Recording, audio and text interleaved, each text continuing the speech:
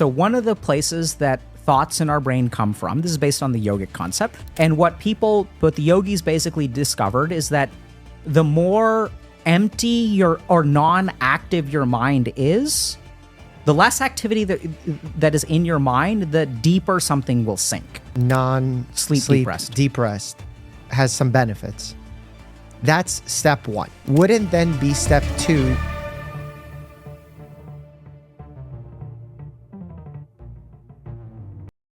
Let me ask you this. Where do the thoughts in your mind come from? I don't know if I have the answer to that. Where do you think? Neurons, blood flow, firing, creating action potentials. Okay. So neurons, blood flow, firing, creating action potentials are all the same, right? Mm-hmm. Okay, so you having a thought right now? Yeah. Where's that thought coming from?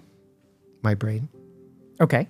But is there any other thing in the causal chain that is creating that thought?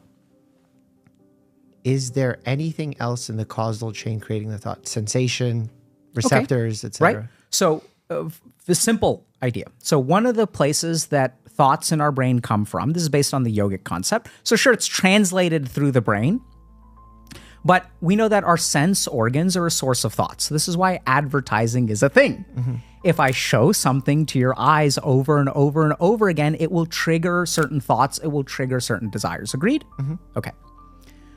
So where else do thoughts come from? So we can also have thoughts. I'll speed run this. You're welcome to question it. Memories, etc. Yeah, so memories of sensory experiences. So how do I want a hamburger? So later tonight when you're relaxing at home, you're going to be thinking to yourself, man, I wish Dr. K would touch my toes again, right? And so where does that thought come from? That thought comes from a memory. So we can have thoughts sometimes come from sensory impressions and sometimes come from memories.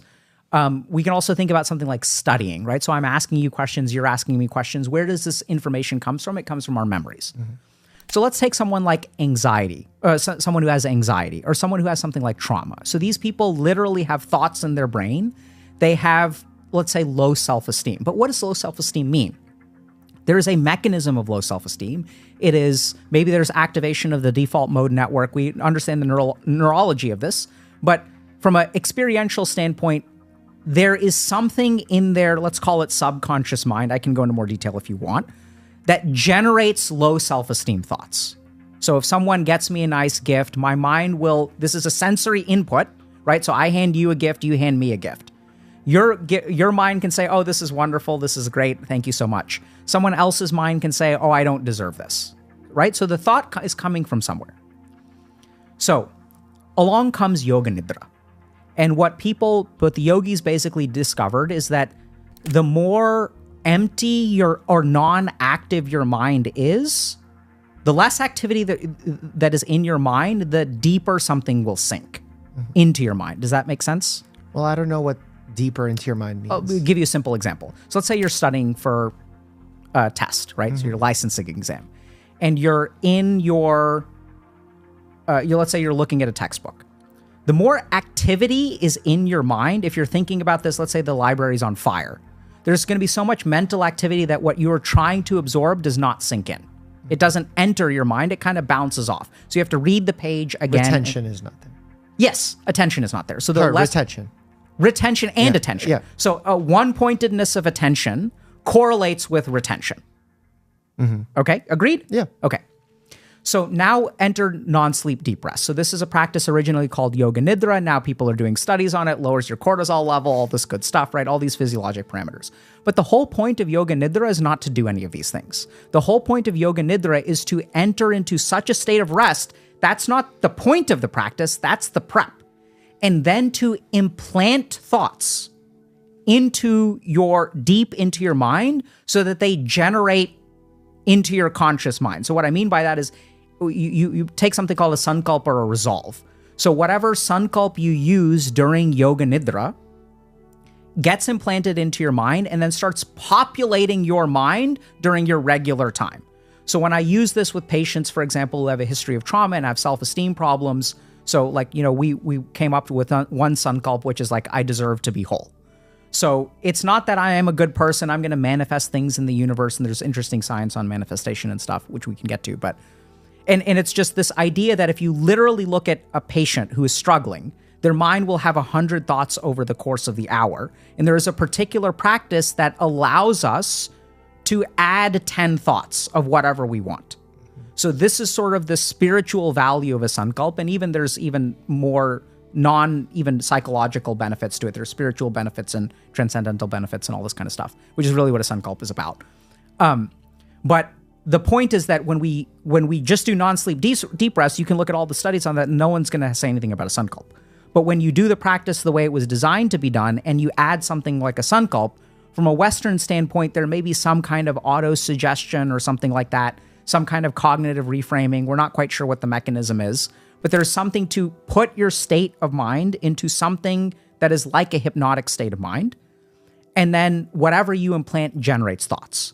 So when I do this practice in my clinical practice, which by the way, I usually do proper informed consent with my patients, I say, here's what the science shows. I spent 7 years in India. This is what I'd like to try with you. Here's what I think will happen, but there's no data to support that. So I go through all that with all my patients. And what I find is that there is immense therapeutic value in adding the sankalpa. That's an example. Mm-hmm. And modern science doesn't yet do that. Nope. And why do you think they don't? Because it's spiritual in nature? Well, two reasons. One is because it's spiritual and there's no basis for it, right? There's no mechanism to understand what a sankalpa is. So it just gets removed from, literally what happens is you'll get people who will study this stuff and then they'll remove all the spiritual woo-woo for it because we don't have a mechanism for it. Mm-hmm. Because really what a sankalpa is about is not the psychological manifestation, it's even an external manifestation or a spiritual manifestation. In Western medicine, now that we've proven this non-sleep deep rest has some benefits, that's step one. Wouldn't then be step two testing whether or not adding this sankalpa? Absolutely. So that's what I said. There's two reasons for that. One is, and this is why I think it's a double-edged sword. So if you look at something like mindfulness, I think we've lost a whole lot, but it is a absolutely necessary step.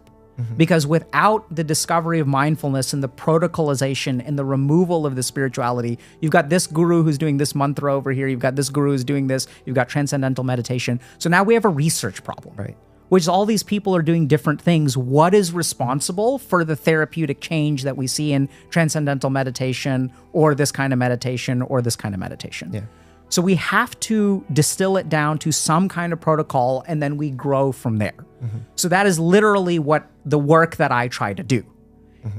And at the same time, what I notice is that while that work is being done in my clinical practice, if I lean on just non-sleep deep rest in terms of instead of yoga nidra, what I find is a lack of, I'm leaving something behind clinically.